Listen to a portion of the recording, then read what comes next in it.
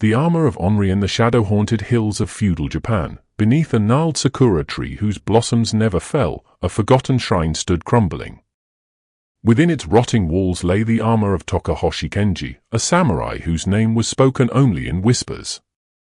Legend said he had been a warrior of unmatched skill, his blade carving through enemies like a storm through rice paper. But his final battle was not against men, it was against something darker, something that seeped into the iron plates of his armor and bound itself to his soul. Kenji had sought to slay an Onryo, a vengeful spirit born of a woman betrayed by her lord.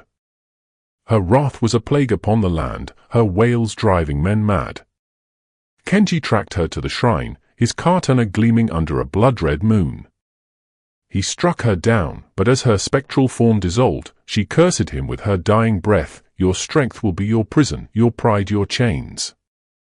The next dawn, his retainers found the shrine empty, save for his armor, standing upright as if worn by an invisible warrior, its surface etched with faint, claw-like scratches. Centuries passed, and the tale faded into myth.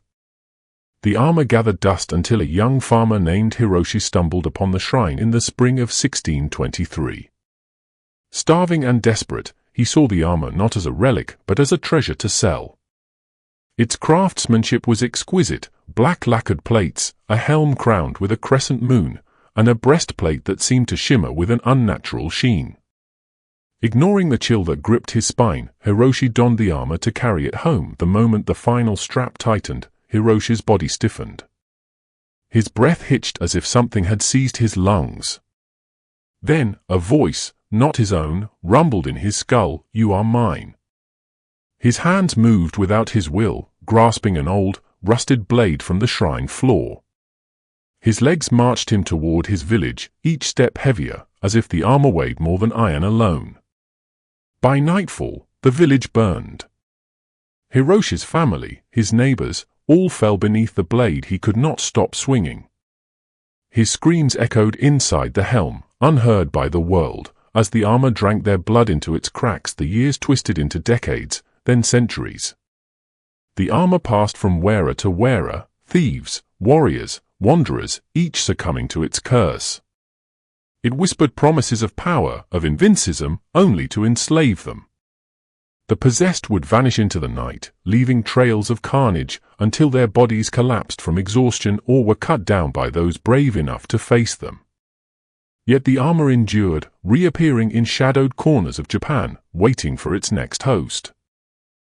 In the autumn of 2024, a historian named Aiko Tanaka found it in a Tokyo antique shop. She recognized the crescent moon helm from scrolls she'd studied, tales of Tokuhoshi Kenji. A collector of samurai relics, she bought it without hesitation, unaware of the faint scratches that pulsed like veins when her fingers brushed the metal. That night, in her small apartment, she couldn't resist trying it on.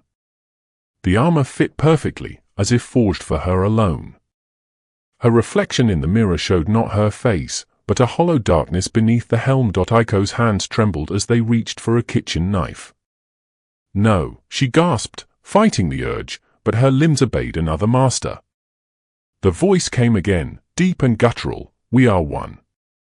She staggered into the streets, the armor clanking with each step, her mind a prisoner in a body no longer hers. Neighbors screamed as she carved a path through the city, her blade flashing under neon lights. Police bullets ricocheted off the cursed plates, useless against the Onryo's wrath. Days later, the armor stood alone in an alley, blood pooling at its feet, Aiko's body gone, consumed or discarded, no one could say. The police sealed it in a vault, but whispers spread among the officers. Some swore they heard faint scratches from within, a low chant in a tongue long dead.